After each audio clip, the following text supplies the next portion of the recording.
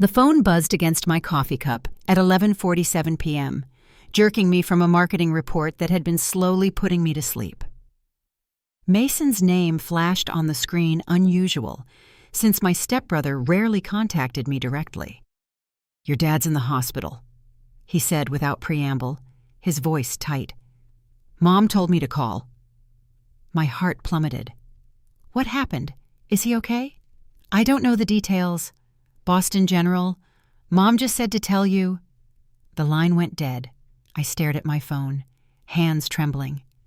Dad was my anchor, my best friend since Mom died of cancer when I was 15. Robert Mitchell, successful real estate developer, had built his empire from nothing while somehow always making time for Sunday morning sales and heartfelt conversations over coffee. When he married Patricia 3 years ago, everything changed. The warm family home became cold and sterile. Our Sunday traditions dwindled under her manufactured emergencies. Photos of my mother disappeared, replaced by portraits of Patricia and her children, but Dad seemed happy, and I'd moved to Seattle for work, visiting monthly while maintaining our daily phone calls. Recently, though, something felt wrong. Dad sounded tired, confused during our calls. When I'd expressed concern, Patricia would interject with dismissive comments about his age. The last time I'd seen him 3 months ago, he'd gripped my hand desperately, whispering about setting things right before Patricia returned with his medication. Now, booking a red-eye flight to Boston, I couldn't shake the feeling that I was already too late. The cardiac care unit at Boston General hummed with quiet urgency.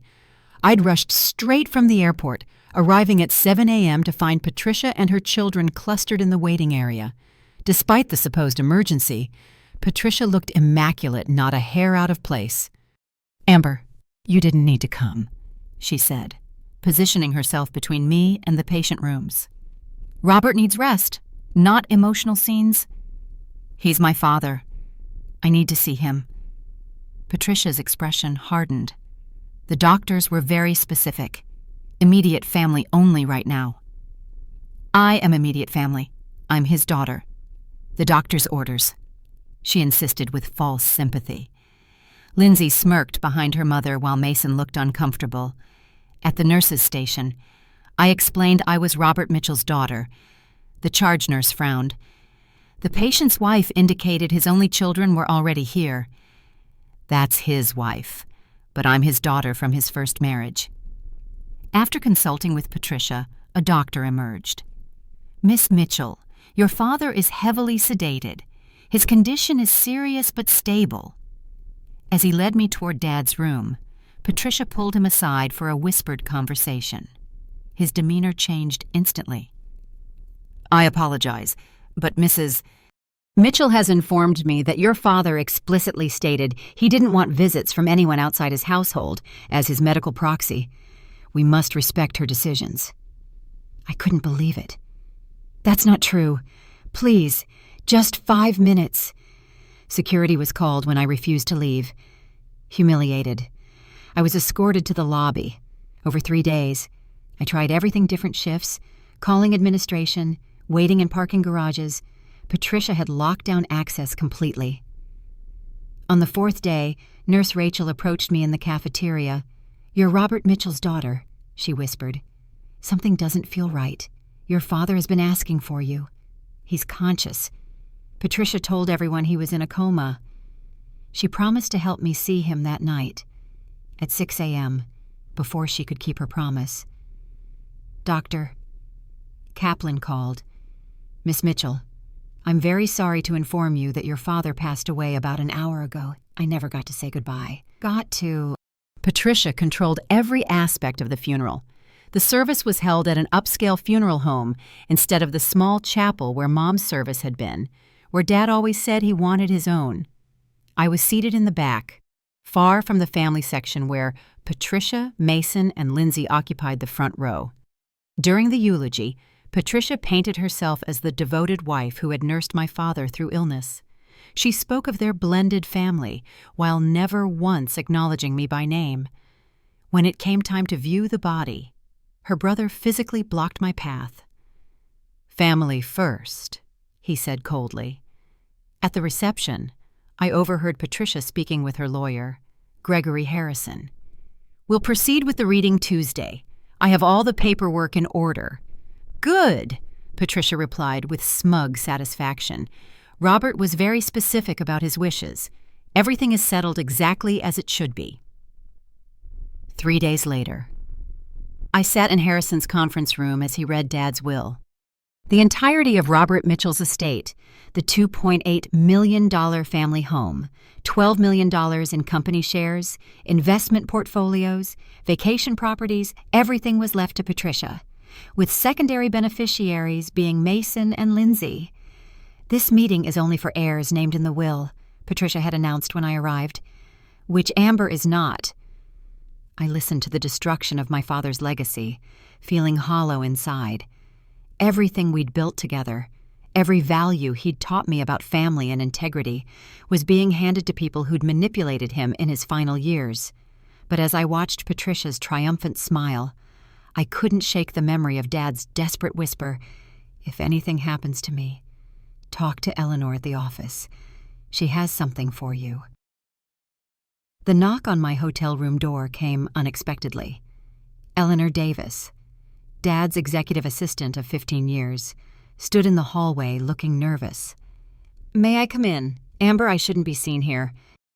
Once inside, Eleanor removed a manila envelope sealed with red wax, bearing the imprint of Dad's signet ring. "Your father gave me this 6 months ago. He made me promise to deliver it personally if anything happened to him. He was very specific that it shouldn't be sent by mail and that no one else should know about it." My hands trembled as I took the package. "Did he say what it was? Only that it was important and that you would understand what to do?" Eleanor checked her watch. "I should go. Patricia has been at the office daily since your father died, going through his files. She fired 2 people yesterday." After Eleanor left, I stared at the package, afraid yet desperate to connect with Dad one last time. Finally, I broke the wax seal. Inside were 3 items: a handwritten letter on Dad's personal stationery, a legal document in a sealed envelope marked with the logo of Harrington and Associates, not Dad's usual law firm, and a small key taped to a card with an address and box number for First National Bank. With shaking hands, I unfolded Dad's letter. "My dearest Amber, if you are reading this, then my worst fears have come to pass. I am so sorry for the pain you must be feeling. I have made a terrible mistake in trusting Patricia. Over the past year, I've noticed disturbing patterns items disappearing, documents being moved, medications making me feel worse instead of better, my old friends suddenly unwelcome in our home." At first, I dismissed these concerns as paranoia, but then I found evidence that Patricia has been in contact with her ex-husband, the one she claimed abandoned her. The reality is quite different. I updated my will 6 months ago with a new law firm Patricia doesn't know about.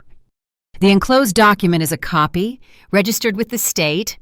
The key is to a safety deposit box containing evidence you may need if Patricia contests the will.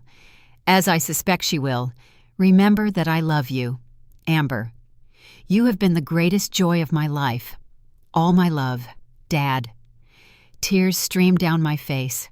Dad had known. He'd seen through Patricia's facade and taken steps to protect me. The sealed legal document was indeed a will, dated 6 months earlier and properly notarized. I kept it sealed to maintain its official integrity. The next morning at First National Bank, the manager escorted me to the vault. The safety deposit box contained several devastating items. First was another letter from Dad explaining each piece of evidence. Then came photographs taken by a private investigator showing Patricia meeting with a man Dad identified as her supposedly estranged ex-husband, James Winters. More photos showed James visiting my father's house when Dad was away on business. Financial records revealed unusual transfers from Dad's personal accounts to offshore accounts linked to Patricia's brother.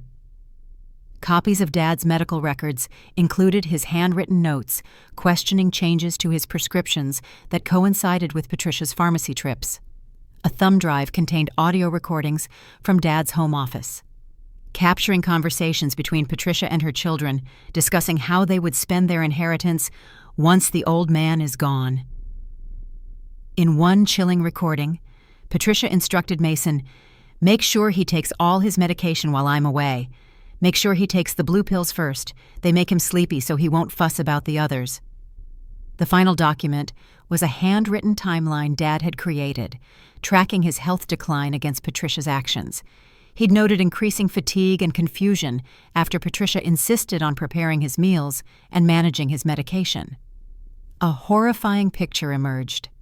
Dad hadn't just been taken advantage of financially, he'd been systematically isolated and possibly medically abused. The question haunting me was whether Patricia had merely exploited his illness or actually accelerated his decline. But there was something else in the box that made my blood run cold, a note in different handwriting that said, "Mr. Mitchell, I'm sorry I couldn't do more to help. The evidence is here if you need it. Ma." M for Mason. 2 days later, I received a surprising text from Mason. "Need to talk, not with Mom. Plaza Cafe tomorrow 10 a.m. I arrived early, choosing a public location and ensuring I wasn't being set up. Mason arrived alone, looking tired and conflicted. "I don't know what to believe anymore," he admitted after ordering coffee. "Mom's falling apart. She's drinking all day, making frantic calls, burning documents in the backyard." "What kind of documents?" "Financial stuff. I think. But listen, I found prescription bottles in her bathroom with your dad's name, but the labels were partially torn off." My heart raced. "Mason, do you understand what that might mean?" He nodded miserably. "I'm not stupid. Amber. She's my mother. But Robert was good to us. If she did something to him—" He trailed off, unable to complete the thought. "You need to tell the police." "I can't." Fear flashed across his face. "But I won't lie for her either if it comes to that." As Mason prepared to leave, he hesitated. "There's something else. I've been leaving you clues for months. The note in the safety deposit box, that was me. I've been working with your father since last year when I overheard Mom and James planning something. Robert asked me to document everything." I stared at him in shock. "You've been helping Dad this whole time." "He was the only father figure I ever really had. James is violent, controlling. When I realized what they were planning—" Mason's voice broke. "Your dad promised to protect Lindsay and me if we helped him gather evidence. That's why I'm here. What about Lindsay? She wants out too, but she's more scared than I am. Mom has controlled her completely, but she really loved Robert." This changed everything. I wasn't alone in this fight. Dad had been building a network of allies, even within Patricia's own family. Mason provided more devastating evidence over the following days. Through his covert observations, we discovered Patricia was part of a sophisticated fraud network. James Winters wasn't just her ex-husband. He was the leader of a group that specialized in targeting wealthy older men. "They've done this before," Mason explained during our second clandestine meeting. "At least 3 other times that I know of. Patricia finds the targets at charity events or social clubs. She plays the grieving widow, gains their trust, then systematically isolates them while draining their assets. The pattern was always the same: charm the victim, drive away family and friends, control medications and medical care, then either wait for natural death or speed up the process. If the victims became suspicious, mysterious accidents would occur. James has been threatening Lindsay and me for months," Mason continued. "He said if we didn't cooperate, we'd end up like his last stepkids in foster care or worse." I realized I was facing not just a greedy stepmother, but a professional criminal organization. The stakes were much higher than a simple inheritance dispute. Lindsay finally contacted me herself, sneaking out to meet at a small cafe across town.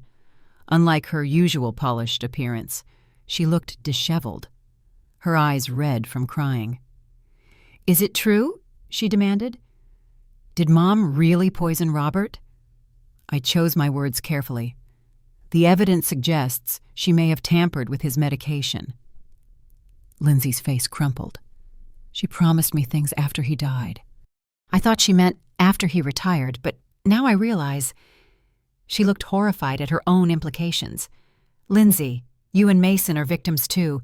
Patricia and James manipulated you. I want to help, she whispered. I have recordings on my phone. Mom didn't know I was listening when she talked to James about the timeline and making sure Robert didn't last until Christmas. The pieces were falling into place, but I knew Patricia wouldn't go down without a fight. We were dealing with people who had killed before and wouldn't hesitate to do it again. Patricia discovered our investigation sooner than expected. The first sign was when my hotel room was searched. Files moved. Electronics tampered with. Then came the anonymous threats, text messages from unknown numbers telling me to back off or regret it. Emails with photos showing I was being watched. But Patricia's most devastating move was legal. She hired Martin Drake, a notorious probate attorney known for aggressive tactics and dragging out estate cases for years. Drake immediately filed motions, claiming the new will was a forgery and that I had manipulated my father during his illness. Miss Mitchell systematically alienated Mr. Mitchell from his loving wife and stepchildren, Drake announced to the press. She exploited his grief over a recent friend's death to convince him to change his will. This is a textbook case of elder abuse.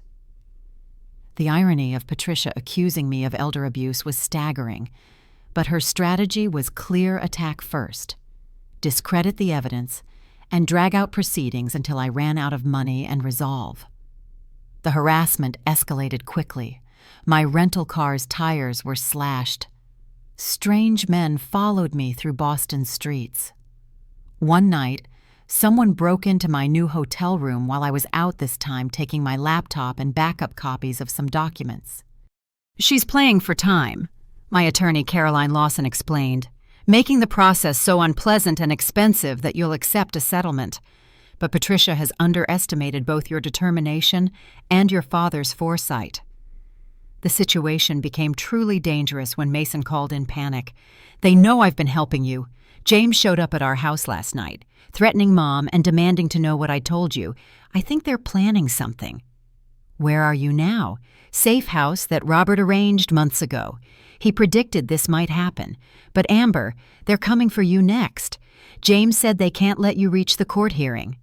I reported everything to the police, but without concrete proof of immediate danger. There was little they could do. Detective Connolly, who had been assigned to investigate Dad's death, was sympathetic but constrained by procedure. That night, I checked into another hotel under a false name, but somehow they found me anyway. I was leaving a late dinner when it happened.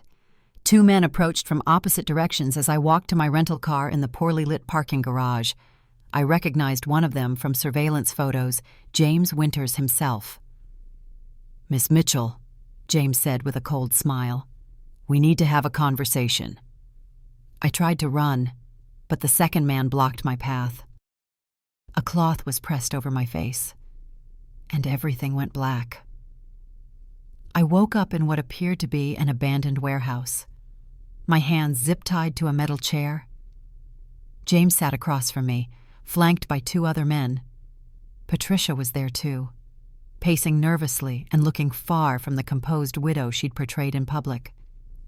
"This is insane, James," Patricia was saying. "Kidnapping. This wasn't part of the plan." "The plan changed when your stepchildren decided to become informants," James snapped. "Now we have to clean up the mess." He turned to me. "Here's what's going to happen, Miss Mitchell. You're going to withdraw your legal challenge. Accept a modest settlement, say $100, $1,000, and disappear from Boston forever. In exchange, you get to keep breathing. And if I refuse," James smiled coldly, "then you'll have a tragic accident, just like your father. Heart attack brought on by stress. Amazing how these things run in families." Patricia flinched. "James, you said Robert's death was from his medication interactions. You promised me no one would get hurt." "I promised you a lot of things, Patricia, like that you'd get to keep the money instead of splitting it 3 ways. The truth hit Patricia like a physical blow. James had been planning to eliminate her too. Once the inheritance was secured, she'd been just another mark, manipulated by someone even more ruthless than herself. "You son of a bitch," Patricia whispered. "I loved him. I actually loved Robert. And you made me." "You made your choice." James cut her off. "Now we finish this." But Patricia's moral awakening, however late, became my salvation. While James was distracted by her outburst, she caught my eye and mouthed, "The rope." During their argument, Patricia managed to cut my restraints with a hidden knife while pretending to check my pulse. When James turned back to me, I was ready. The fight was brief but intense. I kicked over my chair, creating chaos, while Patricia grabbed James's gun. The other men scrambled for cover as sirens wailed in the distance. Mason and Lindsay had followed my GPS signal and called the police. James escaped in the confusion, but his accomplices were arrested. Patricia, to everyone's surprise, surrendered peacefully. As police processed the crime scene, Detective Connolly approached me with an envelope marked, "For Amber, in case of emergency. This was found in your father's desk at his office," Connolly explained. "His assistant said he left instructions to give it to you only if something happened to him and you were in immediate danger." Inside was another letter from Dad, but this one was different, more urgent, more detailed. "Amber, if you're reading this under emergency circumstances, then the situation has escalated beyond what I hoped to prevent quietly. It's time you knew the complete truth. I am not just gathering evidence against Patricia and her criminal network. I've been working with the FBI for the past 8 months. Agent Eleanor Davis, yes, my assistant, is actually an agent, has been helping me document a fraud ring that has killed at least 4 men across 3 states. The truth is even more complex than you realize. I discovered Patricia's real identity 6 months ago. She's not Patricia Winters. She's Patricia Coleman, wanted for similar crimes in Florida and Colorado. James Winters is actually James Coleman, her brother, not her ex-husband. The children are their victims from previous relationships. I faked the severity of my illness and played along with their schemes to gather evidence for the FBI. The medication tampering, the isolation, the financial manipulation, all documented and recorded. Even my deteriorating mental state was largely performance. But I made a critical error. I trusted them with knowledge of the fake will reading, hoping to see their reactions and gather final evidence. Instead, they accelerated their timeline, and I believe they're planning to kill me before I can testify. If something happens to me, know that everything has been orchestrated to protect you and bring this criminal organization to justice. Eleanor has been your guardian angel, though you didn't know it. Mason and Lindsay are also victims who've been helping us. They're not Patricia's biological children, but kidnapped years ago and brainwashed. The new will is real and legal. But more importantly, there's something else I need to tell you. I'm not dead. All my love, Dad. My hands shook as I finished reading. "Not dead," I whispered. Detective Connolly smiled. "Miss Mitchell, I think it's time you met the rest of our team." The Superior Court of Massachusetts buzzed with tension as spectators filled every available seat for what had become Boston's most sensational probate case. News vans lined the street outside, their satellite dishes reaching toward an overcast sky that seemed to mirror the dark revelations about to unfold. I sat beside Caroline Lawson, my hands clenched in my lap as I surveyed the courtroom.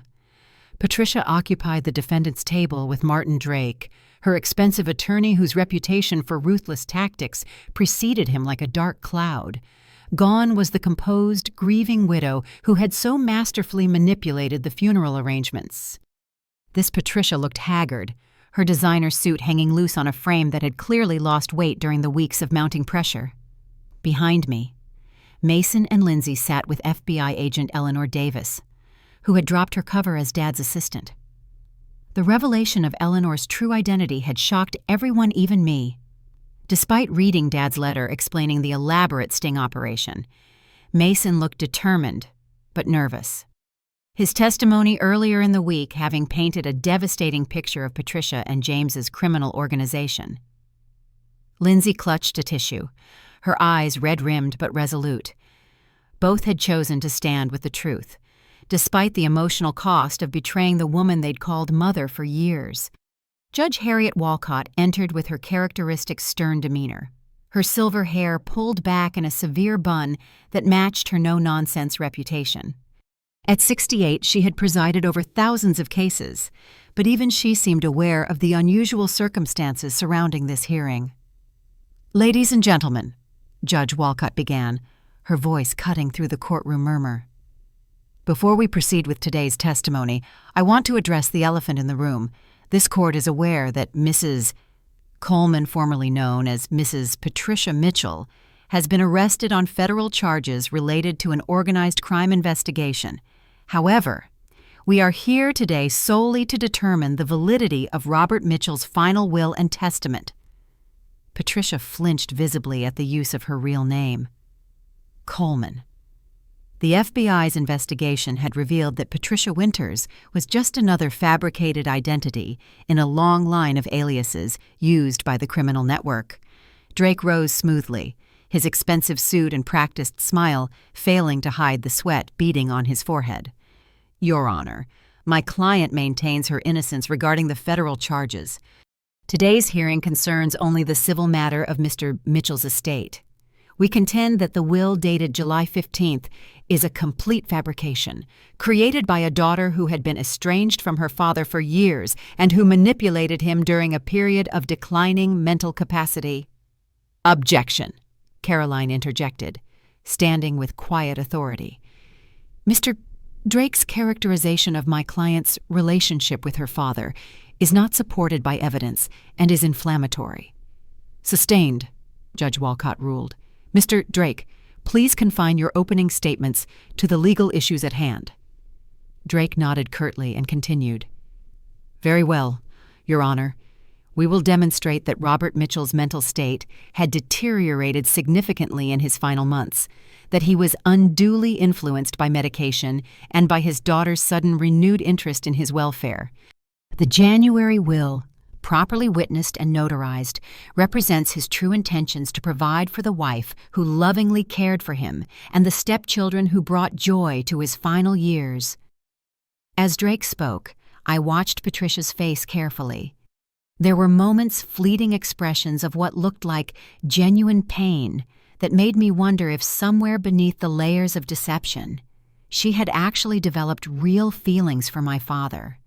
The thought was disturbing and somehow made everything more tragic. Caroline's opening was measured and devastating.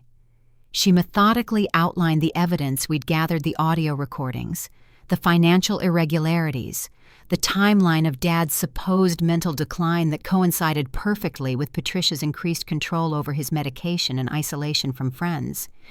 "Your Honor," Caroline said, "the evidence will show that Robert Mitchell was not a confused elderly man, but a sharp businessman who recognized he was being systematically defrauded and possibly murdered.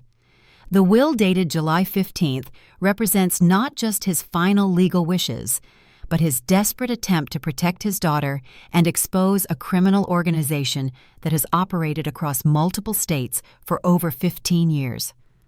The first witness called was Dr. Margaret Chen, the independent physician who had secretly examined Dad during the FBI investigation. Her testimony was clinical, but damning.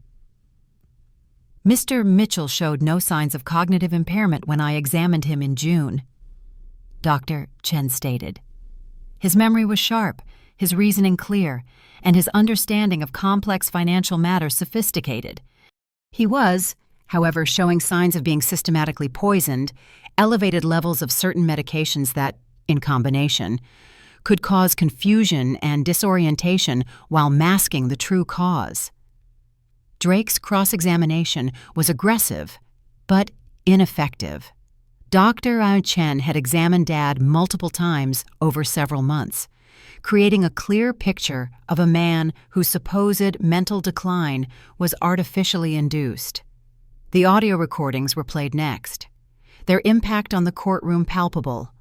Patricia's voice, cold and calculating, as she discussed timeline acceleration and medication management, contrasted sharply with the grieving widow persona she'd maintained publicly.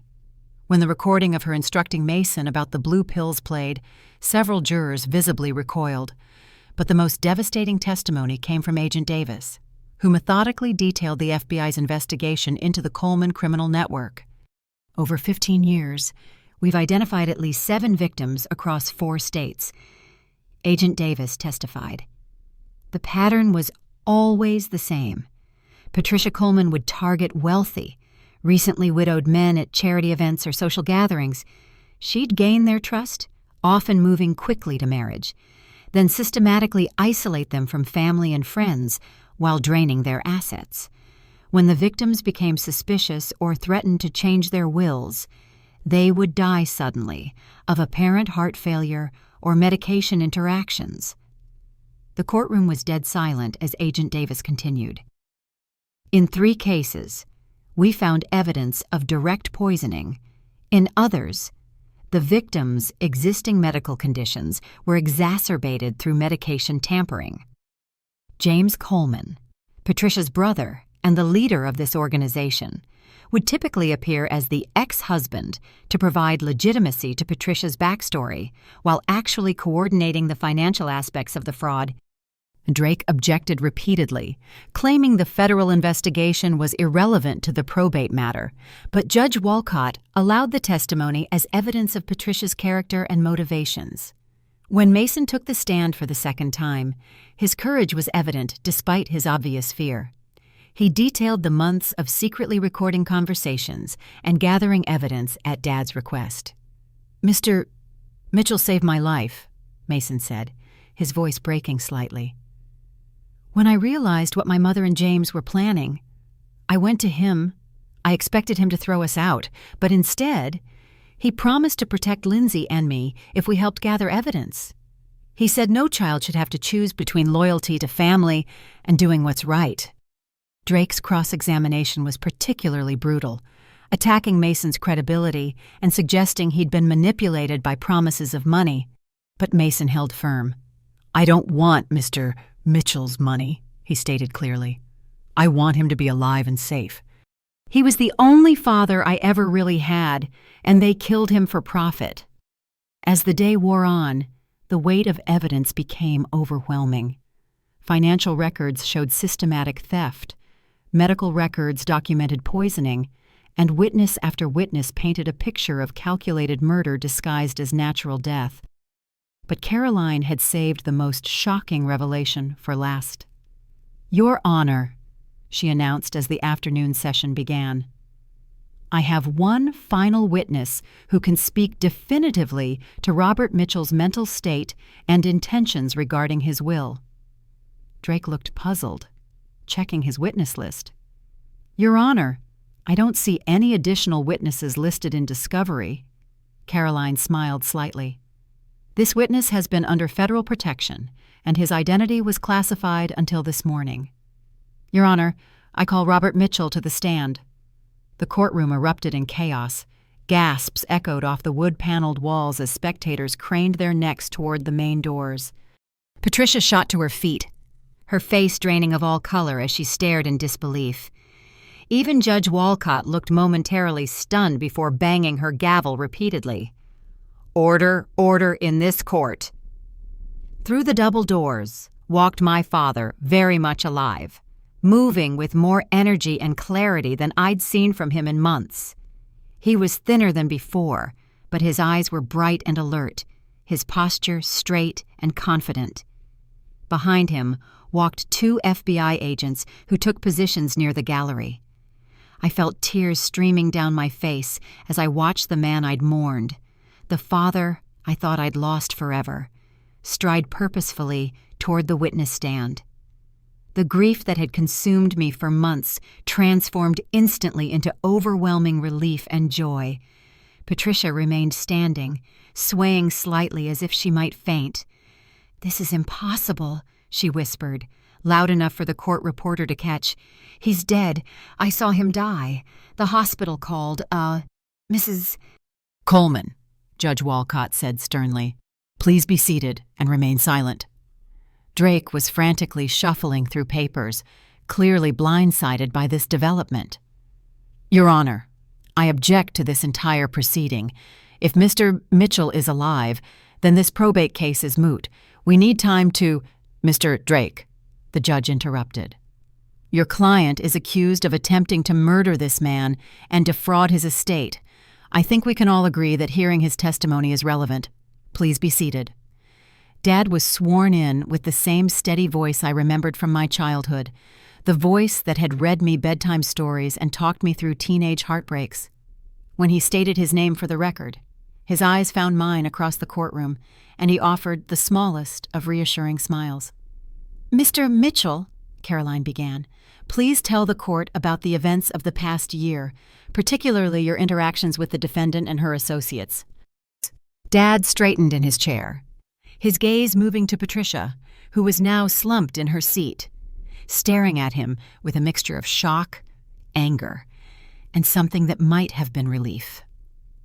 "Your Honor," Dad began, his voice carrying the authority that had made him successful in business. "Approximately 15 months ago, I began to notice changes in my wife's behavior that concerned me. Items were disappearing from our home, my financial documents were being moved, and I was experiencing unusual side effects from medications that Patricia insisted on managing personally." He paused, gathering his thoughts. "At first, I attributed these concerns to paranoia, brought on by grief over losing several close friends. But when I hired a private investigator and discovered that Patricia was meeting regularly with a man she claimed to have divorced years earlier, I knew something was seriously wrong." Caroline guided him through the timeline methodically. Dad explained how he'd contacted the FBI after discovering Patricia's real identity and learning about similar cases in other states. The federal investigation had revealed a sophisticated criminal network that had been operating for over a decade. "The most difficult decision I've ever made," Dad continued, "was agreeing to fake my own death. Agent Davis and her team convinced me it was the only way to catch the entire network and gather enough evidence for prosecution. But it meant allowing Amber to believe she'd lost me, and that nearly broke my resolve several times." His voice cracked slightly as he looked at me again. "I watched her grieve from a distance. Unable to comfort her or explain, the FBI had to maintain absolute secrecy to protect the operation and ensure Patricia and James would reveal the full scope of their crimes." The courtroom was absolutely silent except for the soft scratching of the court reporter's fingers on her machine. Patricia hadn't moved or spoken since Dad's appearance, but tears were now streaming down her face. "Mr. Mitchell," Carolyn continued, "did you sign the will dated July 15th of your own free will and while of sound mind?"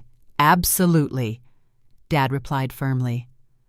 "I was completely lucid and working closely with FBI agents to ensure my true wishes would be honored and my daughter protected. The will accurately reflects my intentions regarding my estate and the future of my business." Caroline then asked the question that had haunted me for months. "Mr. Mitchell, in your opinion, was the defendant attempting to kill you?" Dad was quiet for a long moment, his eyes again finding Patricia's. When he spoke, his voice was heavy with sadness rather than anger. "Yes," he said simply.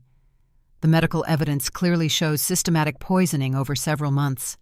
Patricia was gradually increasing dosages of medications that, in combination, would have caused fatal cardiac arrest within weeks. The FBI's timeline analysis suggests I would have died naturally appearing death by early August if we hadn't intervened." Drake's cross-examination was desperate and ineffective.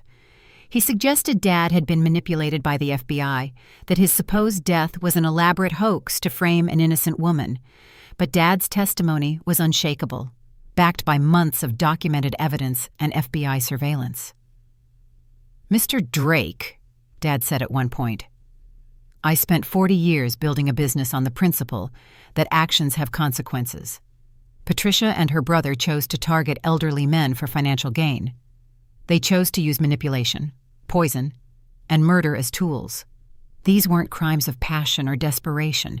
They were calculated business decisions. The only thing I regret is that it took me so long to see through the deception. When Dad stepped down from the witness stand, he paused at our table. For the first time in months, he placed his hand on my shoulder. "I'm sorry, sweetheart," he whispered. "For everything you've been through, for every tear you shed, I promise I'll spend the rest of my life making it up to you." The final phase of the hearing moved with swift inevitability. Judge Walcott called a brief recess to review the evidence, but the outcome was no longer in doubt. When court reconvened, Patricia had requested to make a statement. She stood slowly, her expensive suit now wrinkled and her carefully styled hair disheveled. For the first time since I'd known her, Patricia looked genuinely vulnerable and human. "Your Honor," she began, her voice barely above a whisper, "I want to confess, not just to the charges related to Robert, but to everything, all of it." Drake tried to stop her, but Patricia waved him away.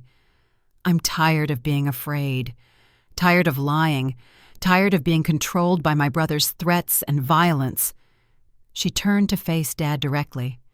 "Robert, I need you to know that somewhere in all the deception, I did fall in love with you. Not at first, you were just another mark, another target. But you were kind to my children, patient with my moods, and genuinely caring in ways I'd never experienced." Her voice broke as she continued. "When I realized James was going to kill you regardless of my feelings, I tried to slow things down, tried to find a way out. But he threatened Mason and Lindsay, and I was too much of a coward to stand up to him." Patricia then provided a detailed confession that would help federal prosecutors across multiple states. She named accomplices, revealed the locations of assets hidden in offshore accounts, and provided information about previous victims that had never been solved. William Harrison in Miami, Dr. Chen in Denver, Frank Rodriguez in Houston. James killed them all when they became suspicious. I helped by gaining their trust and access to their homes. I am responsible for their deaths. The courtroom was dead silent as Patricia described years of systematic murder and fraud. Her confession implicated a network of corrupt doctors, lawyers, and financial advisors who had helped the Coleman organization operate across state lines. Judge Walcott's ruling was swift and decisive. Based on the overwhelming evidence presented, I find the will dated July 15th to be valid and enforceable. The earlier will is hereby declared null and void. Mrs. Coleman is removed as executrix, and Mr. Robert Mitchell is restored to his rightful position regarding his estate, she continued. Furthermore, I am referring all criminal matters to the appropriate federal authorities. Mrs. Coleman, you are remanded to federal custody pending arraignment on charges that will be filed by the U.S. Attorney's Office. As federal marshals placed Patricia in handcuffs, she looked back at Mason and Lindsay one final time. "I'm sorry," she said simply. "For everything I put you through, for the lives I stole from you. You deserved better than what I gave you." Mason nodded slightly, tears in his eyes. Lindsay covered her face with her hands, overwhelmed by the complex emotions of watching the woman who had raised them, however twisted that upbringing, had been led away in chains. The media chaos outside the courthouse was intense, but FBI agents ushered us through a side exit to waiting vehicles. As we drove away from the courthouse, Dad reached over and took my hand. "It's over, sweetheart," he said quietly. "Finally, it's really over." But I knew it wasn't quite over yet. The hardest part, learning to be a family again, healing from months of trauma, and helping Mason and Lindsay rebuild their lives, was just beginning. The legal victory was important, but the emotional healing would take much longer. Still, sitting in that car, with my father's hand in mine, knowing he was truly alive and safe, I felt something I hadn't experienced in months: hope for the future. 6 months after the trial, Dad and I stood in the renovated family home, now transformed into the headquarters for the Elizabeth Mitchell Foundation. Named after my mother, the foundation would use a significant portion of my inheritance to support cancer research and provide resources for children who had lost parents to illness. "Your mother would be so proud," Dad said, looking around at the bustling activity as staff prepared for our first major fundraising event. We had decided to keep the house as both a family residence and foundation headquarters, but the cold, sterile aesthetic Patricia had imposed was gone. The warm, comfortable style Mom had originally created was restored, with photos of our family prominently displayed alongside pictures of foundation activities. Eleanor Agent Davis had become a close friend during the aftermath. She explained how the FBI had been tracking the Coleman network for years, but needed an inside source to build a solid case. "Your father was incredibly brave," she told me over coffee in Mom's favorite sunroom. "He risked his life to stop killers who might have claimed dozens more victims if they hadn't been stopped." Mason and Lindsay visited regularly. Mason was enrolled in college, studying criminal justice with the goal of becoming an FBI agent himself. Lindsay, after extensive therapy to deal with her childhood trauma, was pursuing art therapy using creativity to help other abuse survivors heal. "I still call him Dad sometimes," Mason admitted during one visit. "I know he's not my biological father, but he gave me something my real father never could, a sense of safety and unconditional love." Bowed. Despite the complications of our blended family's origins, we had become a real family through choice rather than blood. Dad formally adopted both Mason and Lindsay, giving them the stability and identity they'd been denied for so many years. "Family isn't just about genetics," Dad often said. "It's about commitment, love, and showing up for each other when it matters most." The foundation flourished, funding research projects and support programs across New England. Our first major initiative provided college scholarships for children who had aged out of foster care kids like Mason and Lindsay, who had survived family trauma and needed support to build independent lives. Epilogue. 1 year later. I stood at the Foundation's first anniversary gala, watching Mason give a speech about resilience and second chances. He had grown into a confident young man, no longer the scared teenager caught between loyalty and conscience. Lindsay performed a piece she'd written about finding hope after trauma. Her art had become a powerful tool for expression and healing, both for herself and the clients she now worked with at the youth center. Dad circulated through the crowd, charming donors and volunteers with the same warmth that had made him successful in business. His fake death had given him a profound appreciation for each day, and he lived with an intensity and joy that was infectious. Patricia wrote to me occasionally from prison. Her letters were raw and honest, expressing genuine remorse for her actions and gratitude that Mason and Lindsay had found safety and love. I hadn't forgiven her completely, but I'd found peace with the understanding that she had been both perpetrator and victim in James's manipulations. I sometimes wonder what would have happened if Patricia had been honest from the beginning. I told Dad as we watched the evening's festivities, "If she'd just told you about her abusive brother and asked for help protecting the children." Dad considered this. "I'd like to think I would have helped them, but we'll never know. What matters is that they're safe now and building lives free from fear." The foundation had grown beyond our wildest expectations. We'd funded 3 major research projects, provided support to over 200 families dealing with parental loss, and created a scholarship program that would help dozens of young people attend college. But the most meaningful achievement was simpler. We had built something together that honored Mom's memory while helping others heal from loss. The money Patricia had coveted so desperately had become a force for good, creating positive change that would outlast any individual inheritance. As the evening wound down, Dad and I stood on the terrace overlooking Boston Harbor, where we used to sail together on Sunday mornings. "Do you think Mom would approve of how everything turned out?" I asked. Dad smiled, pulling me into a hug. "Your mother always believed that love was stronger than fear, that truth would eventually prevail." and that family bonds couldn't be broken by death or time. Looking at what we've built, not just the foundation, but this family we've chosen, I think she'd say we learned her lessons well.